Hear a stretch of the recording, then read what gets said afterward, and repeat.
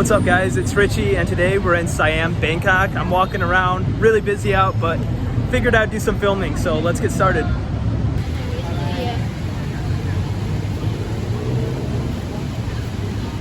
Alright, so let's go in one of Bangkok's most luxurious malls, Siam Paragon, so let's get started.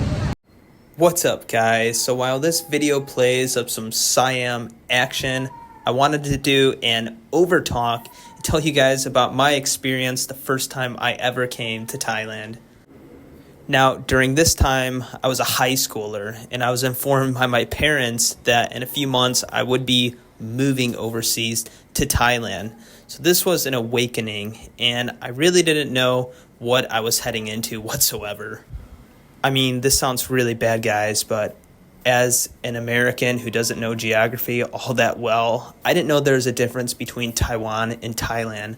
I had absolutely no clue where I was going. I couldn't remotely find it on the globe, to be completely honest with you guys.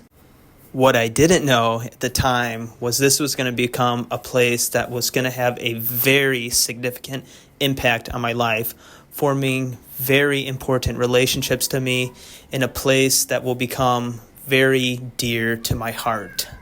So let's get into the actual trip itself. I remember hearing about how long it takes to get to this side of the world from America, but I had really no way of preparing myself for the trip I was going to endure. At this time, I was living in a mid-major city, pretty much in the middle of nowhere, in the central Illinois region of America. And I had a flight to Atlanta from the regional airport. Then from Atlanta, I had a flight to Paris with a very long layover. And then I had another flight to Bangkok. I'll never forget one of the strangest experiences in my life was my flight from Paris to Bangkok. I remember falling asleep and waking up and looking out the window and also wine being served to me at the age of 16. Looking out the window, seeing the sun, and not knowing if it was morning or sunset. For whatever reason, it made me disoriented. Kind of overthought it for a second, then had a few sips on my wine, and fell back asleep, trying to wake up to be in Thailand. Eventually, I arrived to Suvarnabhumi Airport in Bangkok, Thailand, and I had a quick van trip to Pattaya, Thailand, where I was going to. Now, for any of you guys who know Pattaya, it's an absolutely crazy city that is 24/7, and I had never seen this many people in my entire life. I mean, even being to Chicago or Los Angeles or Atlanta, there's no comparison to the amount of people in the densely populated areas in Thailand.